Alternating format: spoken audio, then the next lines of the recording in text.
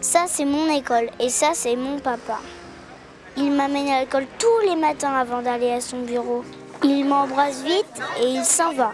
Mais aujourd'hui, il discute avec la maîtresse, la maman de Lilou et le papa de Mathias et aussi avec plein d'autres.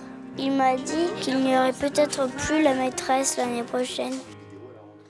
Nous avons donc appris que nous serions victimes d'une fermeture de classe, ce qui mettait en péril tous les projets que nous avions menés toute cette année pour l'année prochaine. Oui. Donc les parents se sont mobilisés. C'est super. Alors moi je suis informaticien, donc en fait j'ai eu l'idée de déplacer le combat de la rue à l'ère multimédia, quoi. Se différencier, c'était ce qui était le plus important. Sur cette page, dès le premier jour, j'avais 150 demandes d'amis. Ça nous a permis d'avoir une ouverture sur le monde entier, puisqu'on a des gens qui nous soutiennent des États-Unis. Alors moi, je suis le papa d'Hippolyte et je fais les vidéos. Alors c'est vrai que l'idée d'avoir construit les témoignages sous forme vidéo permettait une certaine forme d'attractivité et ça rendait les choses assez ludiques.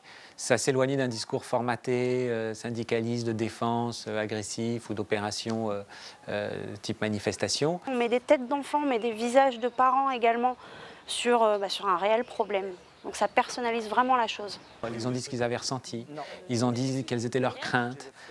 Donc pour une fois, ils se sont sentis avec la possibilité de pouvoir s'exprimer et de pouvoir directement parler quelque part à l'inspecteur d'académie. Alors on a tous filmé, on a pu se voir dans l'ordinateur. Et ma mémé de Nice aussi. On est même passé à la télé. La maîtresse, elle a dit que c'était une vraie révolution et que ça allait tout changer. Si je veux savoir comment se passe la mobilisation à l'école Andersen, si je veux savoir où on en est, je n'ai qu'à cliquer et je serai en direct sur mon ordinateur ou sur mon téléphone portable avec l'actualité de l'école. Le paradoxe, c'est que se dématérialiser, comme vous dites, en réalité permet de voir les choses. Parce que ça permet de diffuser des images qui montrent l'école, les réactions des gens, qui rendent les dossiers beaucoup moins abstraits qu'un dossier fait de lettres et de pétitions. Voilà, c'est fini, c'est les vacances. On rentre à la maison.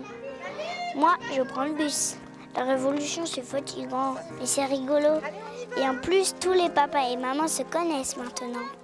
Tout ça, ça a permis effectivement de partager ensemble. C'est comme si on avait déjà créé des liens et que là, les liens se resserraient encore plus.